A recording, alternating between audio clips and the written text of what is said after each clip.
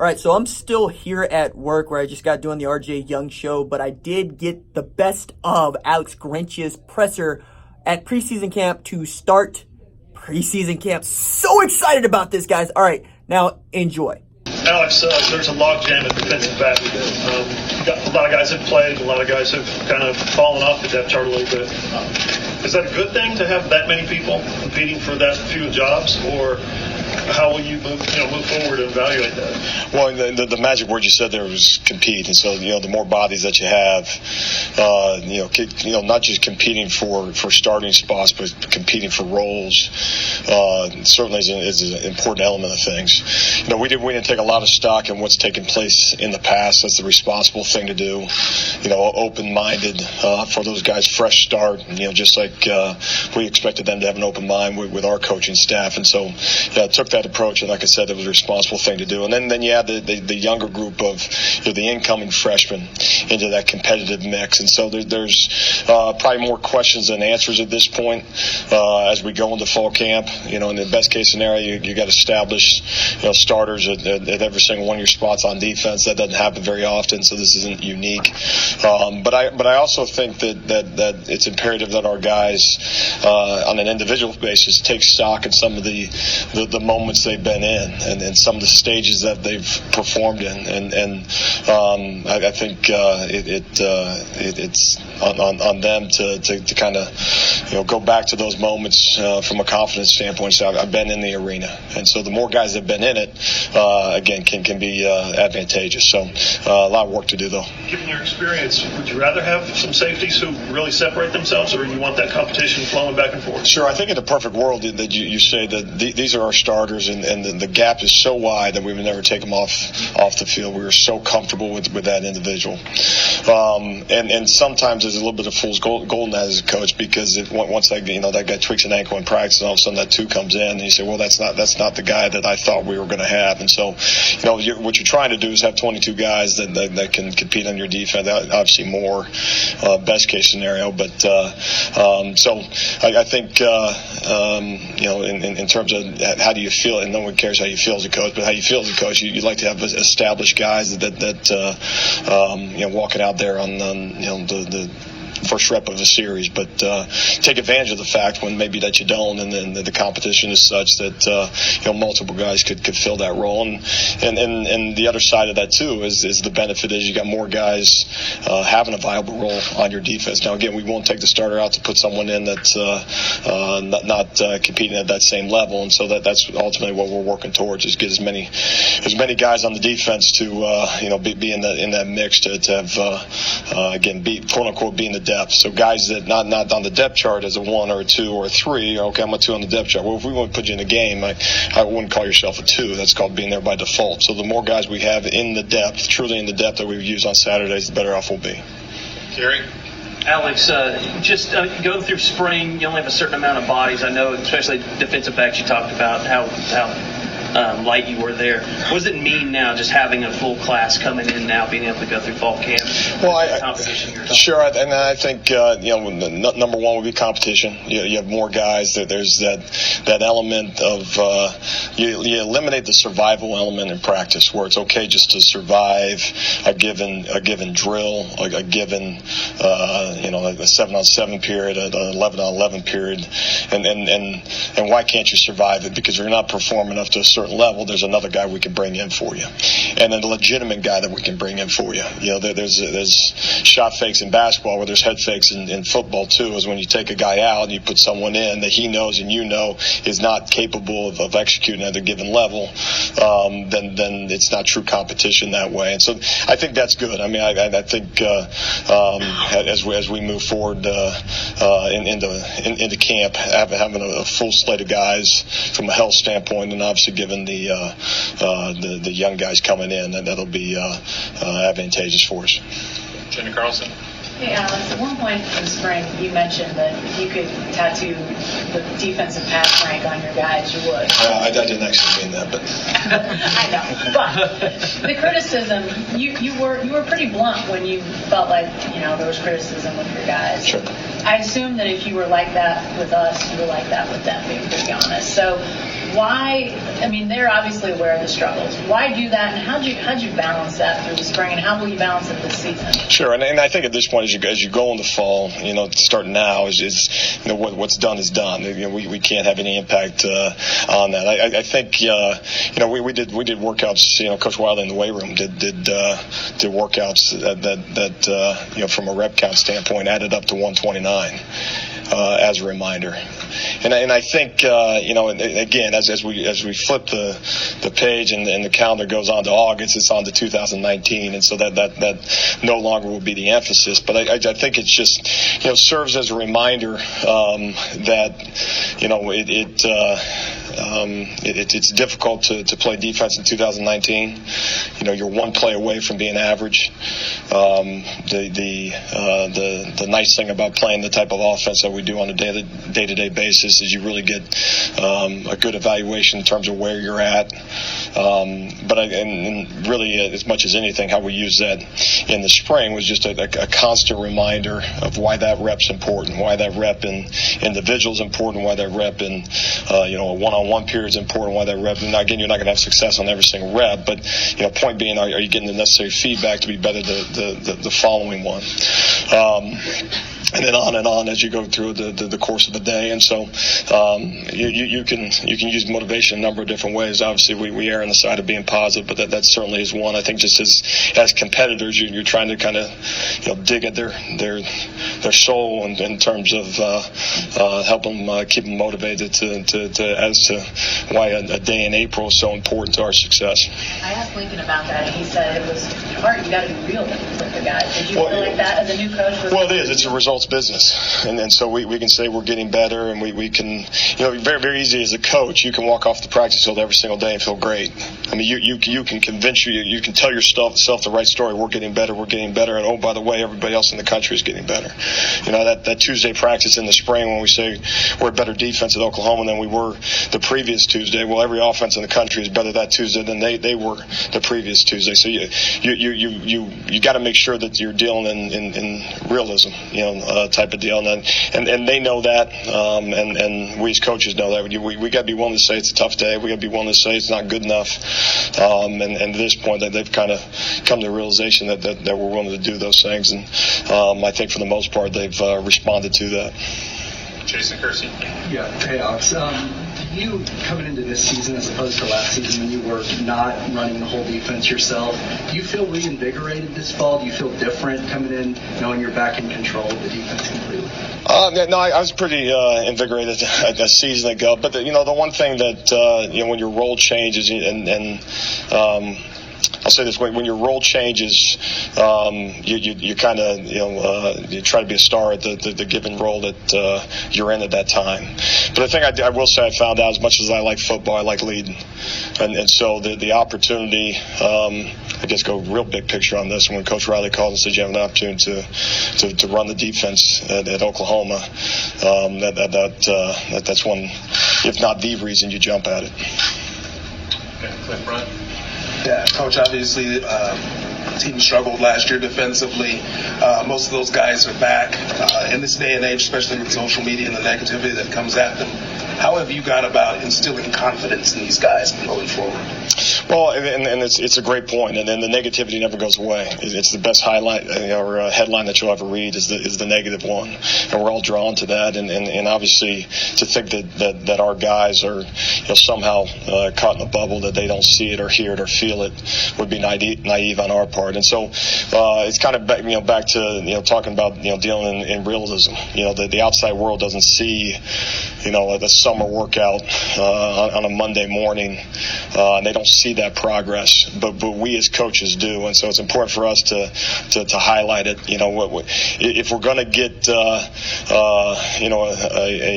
true evaluation of guys, we have to be very honest when it is the way we want it.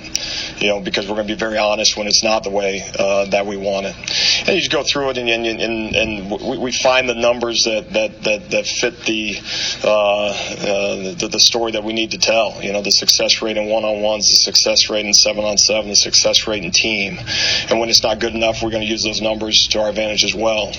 And so I think that's the biggest thing. Alex, Neville lost a lot of weight in the spring. That was noticeable. And Calvin Thibodeau said, Neville was a really quick guy even before he lost all that weight. So he kind of said it's not a huge difference for him. But have you ever heard, has there been criticism against the defense that you run because defensive linemen are so light? And what's the biggest thing that you think people will notice when they watch this lighter, kind of looser defensive line play this fall? Yeah, it may be a little bit overstated with some of the guys in terms of weight loss. I mean, I would say, a 320-pound defensive lineman in this area of college football better still be able to make a play in space, and so, you want big guys, but you want big guys that can run. And so, but our confidence stems from in this scheme is when I was at the University of Missouri, we're in the SEC, and we were too small to compete in the SEC, and then we ended up having two SEC Defensive Players of the Year. We're undersized defensive linemen. So you take that scheme, the core of that scheme. Dave Steckel's the defensive coordinator, Gary Pinkel's the head coach. Took the core of that scheme out to Washington State, and we had the Defensive Player of the Year. Was a undersized defensive lineman for us there. And so when you walk into Oklahoma, this isn't just let's try and see if we can get small and be faster and all those things. So there's a track record there of those type of guys having success. But certainly what we're trying to accomplish, just like everybody else, is big speed as much as we possibly can get. But to put on girth, again, I use the term fool's gold. Sometimes that can be won as well as coaches. If we're just big, it's easy to get big. It's a lot harder to have big guys moving around and making plays in the backfield. I know you haven't seen guys. Maybe you'll notice it more here in a few weeks. But how are those defensive linemen tracking as far as what you want to see? You mentioned the players in the past. I mean, sure. In terms of moving and making plays in space. Right, and I think when we charted all those things in spring, obviously you can't sack a quarterback in spring, so we're a little bit liberal when we say we sack the quarterback. I don't know if we got jailed to the ground in a real world situation type of thing, but in any event, TFLs and those things, and so you see some progress being made, but when you do those things and you ask those guys to be productive and play fast, there's no hiding in scheme either. If you're not making plays and you're just sitting at the line of scrimmage, then obviously that's going to show as well. But I think they're moving in the summer, moving in the spring. I think you're seeing signs of it, and obviously we'll continue to progress. And Coach Tibbs does a phenomenal job with those guys, and so probably as much as anybody, been really impressed with that group. Just the. Whatever I guess buy-in would be the best way to describe it, because you're asking them to do something maybe they didn't do in the past, and it was okay to be a little bit heavier, and anybody trying to lose weight, it's not the easiest thing in the world. So in any event, I've been pleased with that. Coach, Jalen Redmond, given his health situation, how much were you able to build a rapport with him, just get to know him, and how much are you looking forward to really get a chance to evaluate him on the field? Well, I'm certainly excited. You talk about big speed. I mean, he falls into obviously that category, and that's about the extent of what I've seen from him. I haven't seen the football player yet, with a true evaluation. So we're excited to get him out there in fall camp. By all indication, we'll be able to do that from a health standpoint. Things have checked out. So no, it's another guy to add to the mix up front, and I think he's itching to do just that. But no, there's a guy you're going through practices, you're going through meetings, and there's this guy over there in the corner, on the side of the room you don't get to spend as much time with, don't get a chance as much time to evaluate him, and not that you're cast to the side as an injured player, but you're not as involved in all the workouts and those things. So it was good this summer to get him back out with the guys. I'm sure he's itching to get back out there here when practice starts. Alex, now that you've had a couple months to be on the road recruiting, what's been the biggest challenge trying to attract elite defensive recruits to OU, especially after the last couple of years? Well, number one, we got a tremendous product here. I mean, you're talking about, and I'll say it as long as they allow me to coach at Oklahoma, this is 1% in terms of the programs in college football. It's easy to name off stats and all those things, but most people don't have what we have. You want from a historical standpoint, and then also currently. There's some people there's an era in their programs that they were able to accomplish, certain level of whether it's championship caliber football or individual awards and those things. And a lot of places it's eras in the past. Well, that actually is also the case here. But then there's an era after that one, and an era after that one. Oh, by the way, we're currently under elite leadership at Oklahoma. So believe me, there's a lot to sell. The problem, I think, when anytime you take over is you're really reduced to every other coach out there, in that it's just words, it's just talk, it's not tangible, it's not real yet. And so you say, this is what we're going to do, which again, every coach in the country can say what we're going to do. At that moment, you're a politician. And nothing against a politician, but you can say, basically, you can say whatever you want to say, and obviously you highlight some of your history, but the logos are different. It doesn't feel as tangible as actually going out there and doing it. So that's critical for us to show. Number one, our fan base, but number two, or 1A, 1B is showing these recruits that there's a product on the field that they want to be a part of. Yeah, Alex, asking Lincoln about the challenge a coordinator faces in coming to a place like this, and any place for that matter, but prioritizing changing scheme versus changing attitude and mentality, and he landed on mentality is very, very critical, more so than the scheme. How is that going with you and your guys at this point? Well, I think it's going good, but again, that scoreboard isn't real yet, and so that's something that's always ongoing. But yeah, when you take over, what do you change? It's easy to change a call. Again, the scheme stuff a lot of times is the easiest thing to change because it's just checkers, it's X's and O's and all those things. It's a little bit harder to change the hearts and the minds of the guys and all that. So I think what you're seeing just as you go through spring. I think you saw a little bit more of a confident group. I think you saw a little bit of guys that have an understanding that, what we're practicing on a day-to-day basis, what we ultimately be asked to execute in the fall. They gain confidence. That means that meeting becomes more important when you understand that this isn't just what we're doing in spring, and then in fall we'll actually really install the stuff, and then subsequently as we go into fall camp, that tomorrow morning's practice is the same stuff we'll be repping week 5 of the season, 7, on and on and on. And so in any event, then every day becomes a little bit more important to the guys, which helps from that standpoint. But it's attitudes. It's believing in each other. It's trusting coaches. It's trusting each other. It turns out, with all those facets, it's a hard job to change all those things in a short period of time. Can you get everything done in 7 months? But you need to. You don't get graded on a curve. No one cares that it's the first year of the defense, and so that's one of the messages to the guys is we don't get a free pass because we changed scheme. And so in any event, but no, mentality is critical. It's the scheme doesn't work. There's not a good call. There's not a good call if we don't play the game the right way, or when things get tough, we cave. And so all those things are something we constantly work on a day-to-day basis. We've got time for 2 more questions. We do have some players who are starting to filter into the room. They're available now. Let's go to Dean. Coach, as remarkable as the offense has been, when the name Oklahoma comes up, there's not much talk about the offense. It's always about, what about that defense? What's the true potential of your defense to make significant improvement this year?